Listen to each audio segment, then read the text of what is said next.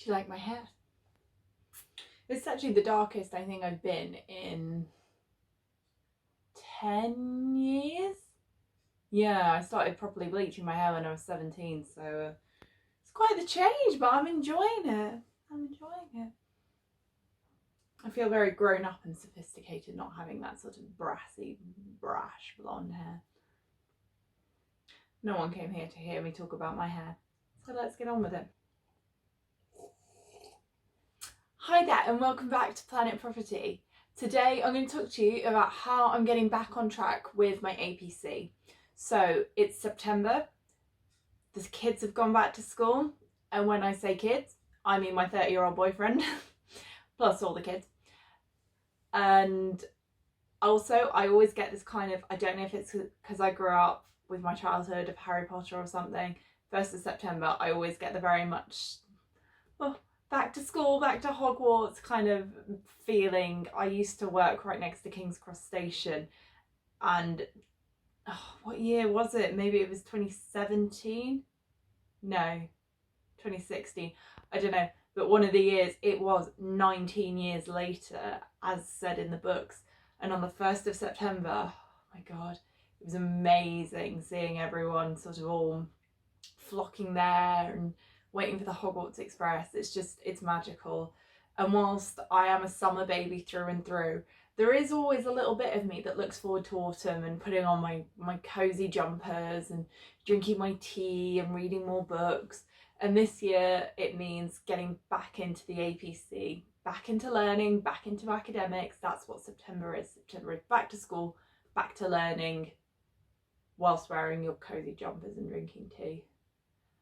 Sounds all very aesthetic, doesn't it? But so I'm getting back on track with my APC. If you didn't know, I sat my APC earlier on this year. I was in the spring submission in the planning and development pathway.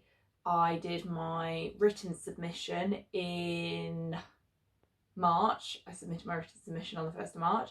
I sat to final assessment in the middle of May and I was referred.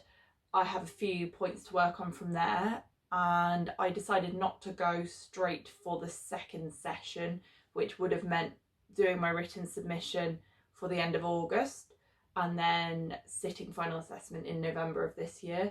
I decided not to do that because I changed jobs.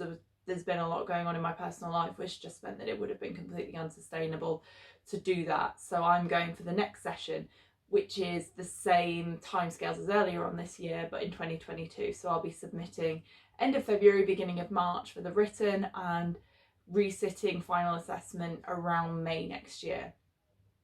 So you may think that this is a little bit early to get started, but there's no such thing as too early. I think it probably was about this time last year that I started really getting into my APC. Now, granted, last year I had to write the whole thing from scratch, and this year I've got a really good solid base. I haven't decided whether or not I'm going to keep my case study yet. This is something I'm going to speak to my supervisor about.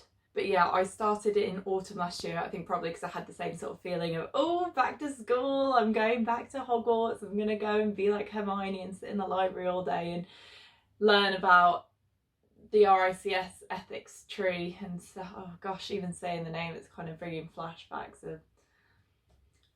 Also, can we take a minute to talk about what is going on with the RICS? I don't want to wade in and sort of give too strong an opinion on the internet, especially because I'm still trying to gain admittance to the club. But yeah, I was going to use a very bad word there. I try not to swear very much. It's been quite the catastrophe, really, hasn't it? If you don't know what I'm talking about, I'm going to leave a link to a really useful summary that I read of the Levitt report, which was published last week, about the cover-up and the unfair dismissal of 4 non-exec directors in, was it 2018 or something, and the whole thing has just been, I mean, they talk about we need to be ethical and ethics is the only thing we can fail on. it just feels like a bit of an elephant in the room. But that aside, oh, someone at the door. Apologies about chairs there. Apologies about that. Man just came to replace my oven for me. This is one of the many reasons that I love renting. And if you've not seen my video about why I don't want to own property, I'm going to link it down below for you, because renting's just brilliant. My oven was broken. I rang my agents, because my landlord lives in the States, and they got the okay from her, and I have a brand new oven. And hopefully I won't have to clean it for a long time, so it's great. Where was I? Yes, so I started working on my APC around this time last year on my written submission, with the aim of having a full draft of my written submission done by Christmas. So whilst it all sounds like a very long way in advance, very far off, I had, was it 4 or 5 conversations about Christmas last week? It's not that far away at all.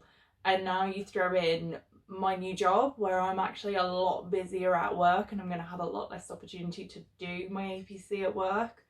I have to start thinking about this now. So what am I actually doing to kickstart the process? So first things first, I've sent an email to my supervisor asking for availability for a meeting at some point this week to just get the ball rolling again, have a bit of a catch up after the summer, and just, yeah, start getting both of our minds back into it.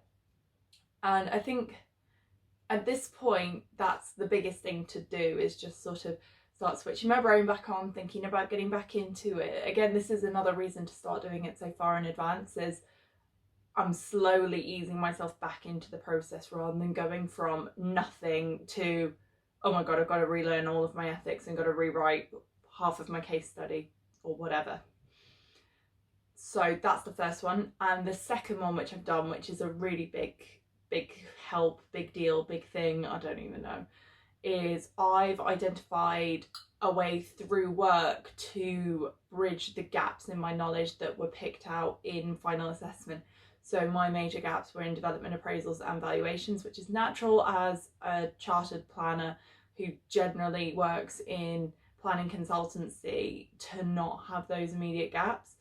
But through the new job, I have managed to find an avenue in which I can do that quite easily and have a lot of access to that in my day-to-day life. So I did that last week. I'm going to be going on secondment with one of my clients. Haven't quite worked out the full ins and outs, whether I'll do a day a week for a set period of time or if I'll go for a month or a couple of months or something.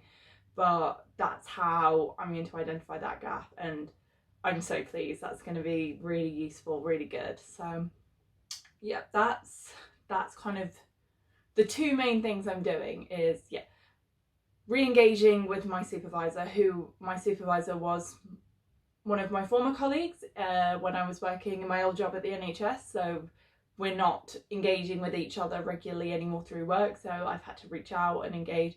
So just getting both of us back into that, and also finding the means to bridge the gaps in my knowledge through my current job. So I think those are the two key things I'm doing. Overall, there's a bit of a sort of longer term plan in place. By the end of October, I want to know whether or not I will be continuing with my case study or if I will be doing a new case study.